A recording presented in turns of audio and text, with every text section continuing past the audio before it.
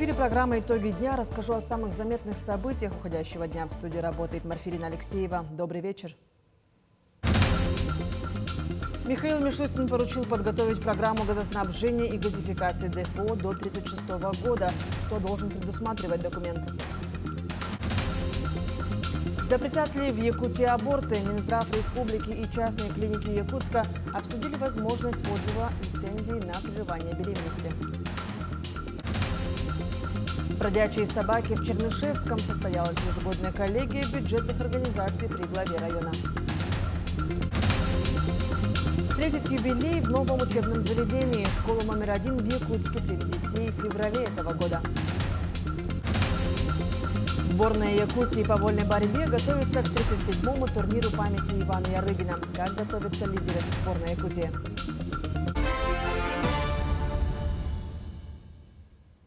Председатель правительства России Михаил Мишустин поручил Минэнерго и Минвостокразвития до 1 сентября 2026 года подготовить программу газоснабжения и газификации ДФО до 1936 года. Документ должен предусматривать приоритетную газификацию действующих потребителей, населения, а также перспективных инвестиционных проектов в высокой стадии реализации. Кроме того, как уточняется, в нем должны быть отражены планы по наращиванию добычи природного газа для обеспечения топливом перспективных потребителей. В 2026 году семья из 2 родителей и детей сможет получить около 89,5 тысяч рублей благодаря налоговому кэшбэку. Новая мера вступила в силу с 1 января и позволяет снизить ставку НДФЛ с 13% до 6%. Получить разницу смогут родители, чьи зарплаты в 2025 году совокупно не превышали 106 400 рублей в месяц. Для одиноких отцов или матерей с 2 детьми верхняя граница доходов составит 79,5 тысяч. И получить они смогут до 67 тысяч рублей. Правительство России продолжает уделять большое внимание здоровью своих граждан. В частности, в 2026 году на каждого человека с полисом ОМС в среднем будет выделяться около 25 тысяч рублей. Напомним, что в прошлом году сумма составила 22,5 тысячи на одно застрахованное лицо. В Минздраве заявили, что на каждого пациента выделяется та сумма, которая необходима ему для лечения. Норматив же нужен для примерных расчетов. Запретят ли в Якутии аборты? На днях в столице региона прошло собрание представителей правительства, Минздрава республики и частных клиник Якутска. Стороны обсудили возможность отзыва лицензии на осуществление услуг по прерыванию беременности. Тему продолжит Саргалана Неустроева. Еще с конца прошлого года якутяне обсуждают изменения в обслуживании платными медорганизациями. Теперь в прайс-листе некоторых частных клиник Якутска не найти услуги по прерыванию беременности. Они сдали свои лицензии, и, скорее всего, этому примеру в скором времени последуют и другие организации. Такова теперь политика Минздрава региона в частности и государства в целом. Как сообщают в ведомстве, ограничительные меры связаны с политикой повышения демографии. Сами же клиники, отказавшиеся от абортов, еще одной причиной таких изменений называют чисто этические соображения. Предприниматель Светлана Яковлева, к примеру, отмечает, количество сделавших аборты в их организации без того с каждым годом неуклонно снижалось. Срабатывал распространенный механизм общения с будущей мамой. Подсознательно шли, видимо, к этому, потому что за 9 месяцев 2024 года у нас было всего 9 таких абортов. Мы хотели с Елизаветой Яновной, коллективом по акушерству и гинекологии, дать понять молодежи, что к рождению ребенка нужно относиться с более высокой ответственностью, потому что самая лучшая профилактика вообще абортов как таковых – это правильное планирование семьи. Акушер-гинеколог высшей категории Елизавета Яковлева считает, их клиника не лишает женщин выбора. В конце концов, получить желаемую услугу можно и в другом месте. А вот запрещать эти процедуры вовсе нельзя. Это неизбежно приведет к росту криминальных абортов. Тут представители клиники высказывают единогласное мнение. Необходимо просвещать молодежь не только разговорами о пестиках и тычинках. Это табу, конечно, все. Вот. Вообще про это почему-то все молчат и не говорят, да? Почему-то мы, акушер-гинекологи, только стараемся об этом говорить женщинам, да? Это уже таким взрослым женщинам, которые уже устоявшиеся взгляды и так далее. Хотя сейчас литературы очень много, да, очень много способов предохранения от нежелательной беременности есть. Но почему-то не все об этом знают хорошо, да, и не пользуются. При этом подавляющее большинство женщин, 80%, делают аборт по социально-экономическим причинам. Такую статистику приводят в Минздраве. Там же подчеркивают. Мы не накладываем полный запрет на прерывание беременности. Мы даем женщинам время подумать. Когда у женщины есть время успокоиться, подумать, с семьей поговорить. Конечно, если у них есть условия для рождения ребенка, конечно, они потом принимают обоснованное решение сохранить ребенка. Речь идет о предабортной консультации в больницах. Вкупе с межведомственной работой над причинами прерывания беременностей от абортов получилось отговорить около 20% женщин, сообщают в Минздраве. Светлана Неустроева, Нюргун Старостин, Якутск. Все собаки и кошки в России обретут владельцев. Хозяев обяжут поставить домашних питомцев на учет, а за бродячих зверей будут отвечать местные власти. Таковы цели законопроектов, которые Комитет Госдумы по экологии, природным ресурсам и охране окружающей среды поддержал на заседании сегодня. Новые правила могут вступить в силу 1 сентября этого года. Маркировать животных предложили ошейниками, бирками или микрочипами на выбор хозяина. Постановка на учет будет бесплатной.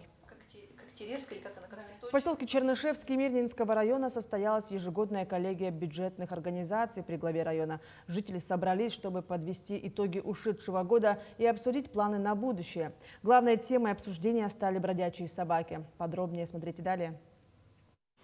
Первым о проделанной работе отчитался глава поселка, отметив успехи за прошлый год. Однако, несмотря на достигнутые результаты, главной проблемой обсуждения стали бродячие собаки. Люди рассказывали о случаях агрессивного поведения животных и опасались дальнейшего роста их популяции. Вопрос по собакам, да? Проект санаторно-курортное проживание мы все прослушали, обзавидовались. На сумму МБТ услышали, и как бы вот вообще ничего не решается. Никаких путей.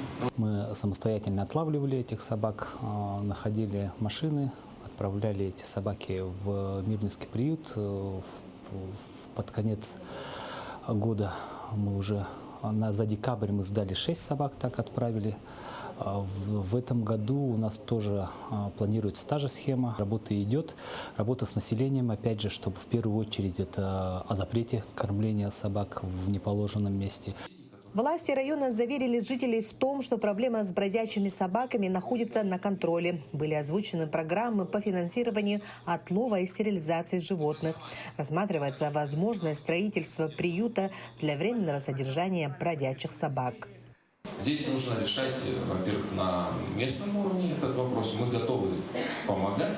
Одни жители бьют тревогу, опасаясь за безопасность детей и пожилых людей, требуя от администрации решительных мер по отлову и, возможно, усыплению животных. Однако есть и те, кто смотрит на проблему иначе. Все равно дети заигрываются, собаки видят, что бегают, это инстинкт у них догнать надо, полаять. Дети тут пугаются, кричат, родители в панике не знают, какая ситуация идет, то ли игры это идет, или действительно нападают, и раздувают эту проблему на ровном месте. Я предлагаю поселение проводить форумы, семинары по поводу, как правильно вести себя на улице с бродячими собаками. Коллегия в Чернышевском показала, что, несмотря на успехи в решении ряда задач, проблема бродячих собак остается одной из самых острых для жителей поселка. Власти намерены приложить все усилия для ее решения, чтобы обеспечить безопасность и спокойствие граждан. Анна Васильева, Мирный. В этом году в Ленске начнется второй этап реконструкции городского парка. Администрация города приняла участие и выиграла федеральный конкурс в рамках программы «Комфортная городская среда» и уже в ближайшее время получит самую большую субсидию в республике – 100 миллионов рублей. На эти средства будет облагорожена северная территория парка со стороны улиц Чапаева. Здесь появятся пешеходные дорожки, амфитеатр, малые архитектурные формы, детские площадки и зоны отдыха. А в рамках программы поддержки местных инициатив уже в этом году в парке появятся камеры видеонаблюдения. В прошлом году средства были выделены на строительство площадки для выгула собак, увеличение количества вольеров для безнадзорных животных и благоустройство нескольких остановочных павильонов. В этом году мы выиграли тоже по 3 проектам. Максимальное количество заявок можно подать 3, мы все 3 у нас выиграли. Мы их до конца года реализуем. Теплая остановка микрорайона Алроса. Сегодня подрядчик с Якутска уже изготовил остановку. И 3-й проект – это помещение, площадка для уличной торговли возле магазина «Брик». Мы подали 3 заявки и на следующий год. Это переулок, освещение переулка Логовой. Второе – это уборка мест общего пользования. И 3-й проект, очень важный тоже, который набрал максимальное количество голосов, это обелиск на месте захоронения участников СВО на кладбище по улице Нюйская. Подведены итоги прошлого года и намечены планы на новый 26-й год. Нерюнгри преображается. Работы по благоустройству будут продолжены. Напомним, что в теплый период времени были проведены масштабные дорожные работы. Появились новые детские и спортивные площадки. Установлены арт-объекты и освещение. Облагораживается парк имени Чиряева и культурный парк в центре города. Несмотря на то, что в этом году бюджет меньше, планов у сотрудников городской администрации достаточно много. Уже закуплено 7 современных остановок, вышли на линию новые теплые автобусы. Летом начнется ремонт дорог. Мы планируем отремонтировать в этом году улицу Строителей. Совместно с федеральной программой БКД мы планируем отремонтировать улицу Комсомольская, она пока стоит в резерве, улицу Темтонская. Мира у нас стоит на 2021 год, на 2027 год. И, в принципе, мы основные дороги отремонтировали. Такая большая, обширная работа, я бы сказал, даже будет проводиться по благоустройству. Она не останавливается, невзирая на все трудности, сложности. Городская администрация готова к этим вызовам, поэтому мы вот в этом направлении будем двигаться. Встретить юбилей в новой школе. Долгожданную дату с нетерпением ждет коллектив учреждения и его учащиеся.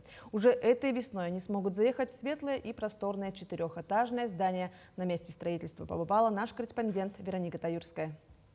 Строительство нового здания школы номер 1 находится на финишной прямой. До конца февраля строители должны завершить все монтажные работы и установку мебели. На площади более чем 6000 квадратных метров проделан колоссальный труд. За 1,5 года на месте снесенного здания возвели 4-этажный объект с более чем 20 кабинетами и дополнительными помещениями для творческих и спортивных занятий. Осталось немного, пусконаладочные работы ведутся сейчас. Вот, как видите, электрики работают, сантехники пусконаладку проводят, вентиляцию и так далее. И сборка мебели идет. И то заканчиваем. Оборудование завезено, мебель завезено, компьютеры и так далее. Все завезено, просто осталось только пусконаладку и провести, там мелочи остались работы. Строительная готовность объекта составляет 98%. Сейчас ученики размещаются в старом здании Якутского торгово-экономического колледжа, но и там места не хватает. Поэтому новое здание в дополнение к нынешнему даст возможность обучать больше детей, прикрепленных к первой школе. Для создания условий шаговой доступности, естественно, будут обучаться дети, которые проживают на территории рядышком от школы, согласно федерального закона об образовании. И также вот на 3-м этаже, так как это здание всего имеет небольшое количество кабинетов учебных, будут размещаться профильные классы. В здании размещаются учебные аудитории, кабинет рисования и черчения, специализированная лаборатория химии и биологии, зал для занятий хореографией и драматическим искусством. Особой гордостью стал спортивный зал, который может трансформироваться в актовый. Для учеников с ОВЗ предусмотрен лифт и адаптированный туалет. Коллектив школы активно готовится к открытию собственного здания. Педсостав уже заключил соглашение с Малой академией наук, дальневосточными университетами, а консультации в научной сфере проводят ведущие ученые республики. С введением этого здания, конечно, у коллектива появилась новая возможность для того, чтобы развиваться дальше. И наблюдая за тем, что есть такие вот, скажем, трудности и сегодня среди школьников, да, это формирование именно здоровых привычек, здоровой психологии, ну и в целом здоровья. Новое строение возведено с учетом дизайна старого и аварийного здания школы, которая была построена в 1941 году. Открытие школы запланировано весной этого года, что дает возможность детям сдать итоговую аттестацию в удобных и просторных кабинетах. Раника Тырская, Элита Махно, Якутск. В Якутии подвели итоги и выявили победителей юбилейной 30-й республиканской научно-практической конференции «Шаг в будущее». Всего в нем приняло участие более 1500 школьников со всех уголков региона. Подробнее Тимур Колмогоров. Этот год традиционно представил на своих площадках большое количество исследовательских и научных работ в различных сферах, от точных наук до гуманитарных направлений. А полный зал центра «Сергеляхские огни» однозначно дает понять результаты 2 дней защиты проектов. Самим участникам, родителей. Всего исследовательские работы были представлены в 13 секциях. По итогам было выявлено более 200 победителей. Одна из изюминок нашего финального этапа – это командный конкурс. Вот среди крупных делегаций, которым сложнее всего, потому что большие делегации по 80, по 100 человек, среди крупных делегаций на первом месте снова оказался Черепчинский район, что говорит о их стабильности. В средней группе первое место у Кобельского района. Ну, малая группа, их немного, там у них не всегда происходят разные вещи. Из школ повышенного уровня политехнический лицей Мирнинского района оказался первым. В число призеров попал и ученик 8 класса Нервенгвинского лицея номер 24 Ярослав Стецюк. Он представил разработку устройства для диагностики физического состояния человека при помощи ИИ. За эту работу он получил 2 место, а также рекомендацию на следующий этап «Шаг в будущее» в Москве. Получается, я разработал умный пульсоксиметр, который использует искусственный интеллект для анализации данных, получаемых с датчика пульсоксиметра. Мы прикладываем палец, датчик считывает уровень насыщения крови кислородом, пульс, а потом дальше эти данные передаются в нейросеть, которая обрабатывает уже эти данные и возвращает оценку состояния. Участие в «Шаг в будущее» – это комплекс развития множества навыков. Но в первую очередь это момент открытий и исследований новых для себя предметов, а также первый шаг в научную сферу. Якутия, наверное, отличается вот такой массовостью и вовлеченностью. И, что важно подчеркнуть, очень пристальным вниманием и руководства республики, и участием университетов, и участием министерств, участием вот этого административного аппарата, который обеспечивает успех мероприятия в целом. И приятно видеть, как трепетно относятся здесь в республике к подрастающему поколению. Победители традиционно были награждены грамотами и дипломами. Наиболее же отличившиеся получили рекомендации и направления для участия как на других конференциях, так и в следующем этапе проекта «Шаг в будущее», который пройдет в марте этого года в Москве. Тимур Колмогоров, Семен Семенов, Якутск. Первый космический аппарат, разработанный в республике, продолжает свое путешествие по орбите. Напомню, 28 декабря с космодрома «Восточный» стартовала ракета-носитель «Союз-2.1Б», на борту которой в качестве попутной нагрузки разместился и спутник «Чолбон», собранный якутскими энтузиастами. Продолжение темы в нашем следующем сюжете.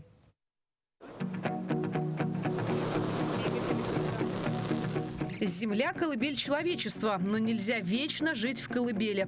Фразе Константина Циолковского более 100 лет, но актуальности она не теряет.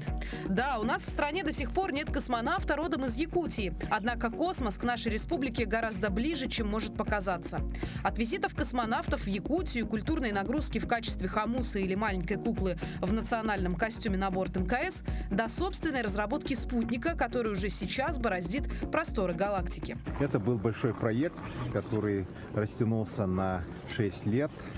Все ребята сами сделали, полезную нагрузку. И сейчас вот этот маленький космический аппарат, он должен подняться на высоту 530 километров от Земли и будет вращаться 14 раз в течение суток на этой орбите 8 лет и будет очень успешным, интересным проектом. Аппарат массой всего 1200 граммов вмещает в себя научную и учебную аппаратуру, разработанную выпускниками и студентами Малой академии наук. В ее состав входят 12 Arduino совместимых микроконтроллеров, малогабаритный гамма-спектрометр и набор датчиков. С помощью звезды можно реализовывать и радиолюбительскую программу. Со спутника уже передана первая телеметрия, запланированы также регулярные передачи ССТВ-открыток, аудиосообщений и изображений Земли. Сигнал доступен для радиолюбителей по всему миру. С нами летело 52 аппарата, вот в том числе летел наш аппарат в контейнерах таких же. И 27 декабря был выведен на орбиту в составе вот этой вот маршрутки космической. Вот, сейчас аппарат находится на орбите 500 километров, солнечно-синхронная. Период обращения 94 минуты. И в данный момент аппарат проходит летно-конструкторские испытания. То есть пока с него идет только техническая информация. Уже совсем скоро, 27 января, спутник введут в эксплуатацию. И уже тогда, помимо технических характеристик, можно будет получить и научные данные. Он летит по такой траектории. Вот здесь он находится. Ну, это прогноз. И он будет пролетает над Якутском он 3 раза с утра с 9 до 12 и 3 раза вечером. То есть солнечно-синхронная орбита крутится вот так вот, под ним Земля проворачивается, и он как бы попадает в одну и ту же точку 2 раза в сутки. 6-летний путь был тернист, но, тем не менее, проект Чолбон убедил молодежь до звезд рукой подать. Ну а что впереди? Очевидно, что новые горизонты. Надежда Саханская, Нюргун Старостин, Якутск. В якутской балетной школе зазвучали первые ноты старинного французского балета «Два голубя». О том, как проходят репетиции, расскажет сюжета София Мельникова. Подготовка к спектаклю началась еще в начале учебного года. Сейчас ученики оттачивают сложные сцены, в том числе танец с кинжалами. В течение этой недели они будут заниматься солистом Самарского театра оперы и балета Энтони Остином, ассистентом балетмейстера Юрия Бурлака. Ну, здесь вот в французской хореографии очень много мелкой техники, именно ногами. Батю у нас называется. Большие поддержки у солистов, вариации с кинжалами тоже есть тут, с предметами. Это тоже особые такие проблемы. Это не очень удобно танцевать с предметами в руках. В постановке задействовано около 80 студентов разных курсов. Главную роль спектакля исполнит Саина Пестерова. Девушка признается, что волнуется перед важным выступлением. Я занимаюсь уже 10 лет, и моя роль Гурули, она очень преданная и верная своему возлюбленному. Она идет вслед за ним, чтобы вернуть его домой. Для меня очень ответственно сыграть эту роль Гурули. Дается очень сложно, но я стараюсь.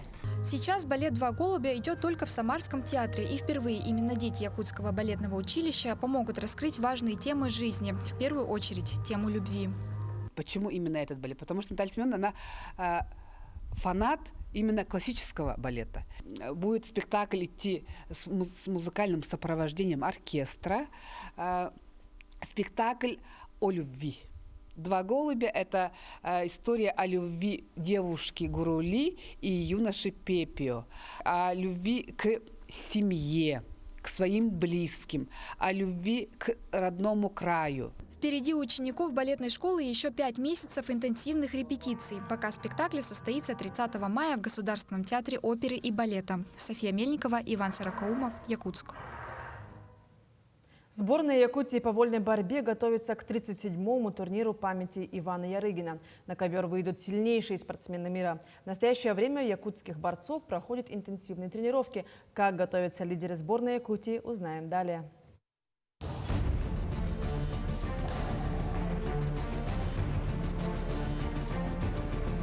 Якутские борцы продолжают подготовку к международным соревнованиям. Тренерский штаб использует самые разные форматы подготовки. Помимо классических борцовских тренировок, в ход идут и нестандартные методы. Например, занятия регби. Это помогает развивать выносливость, силу и скорость реакции, которые особенно важны в поединках на ковре. Заключительный этап подготовки у нас, сборы идут. Вот сегодня игровой день. Регби — это в основном борцовский этот вид, как сказать, и у нас это постоянно неделю раз, у нас постоянно есть регби игра. На днях скоро будет уже контрольные схватки и уже весогонка, подводки будет. В составе сборной Якутии около 20 спортсменов. 13 из них уже имеют путевки. Среди лидеров команды Лев Павлов в весе до 57 килограммов, Александр Авелов до 70 и тяжеловес Никита Хабаров, выступающий в категории 125 килограммов. Ну, регби развивает скоростные, так, реакцию, все очень хорошо. Так. Нам нужен этот вид спорта каждую неделю, чтобы играть. С какими намерениями вы собираетесь принять участие в первенстве? Ну, намерения у меня такие, что выиграть за этим турниром. Подготовка в борцовском зале идет в интенсивном режиме. Причем тренируются здесь и те спортсмены, для которых это один из первых масштабных стартов в карьере. Да, я очень устал. Тренировки полным ходом. Сейчас самый разгар идет. Вот. Ну, готовимся. Сейчас через пару дней уже будет подводка, и там будем уже вес гонять. Борьбой я занимаюсь больше 10 лет. Вот, мне очень люблю этот вид спорта. Это уже мой образ жизни. Вот, и таких побед больших нет пока. Надеюсь, сейчас на турнире Ивана Ярыгина покажу себя.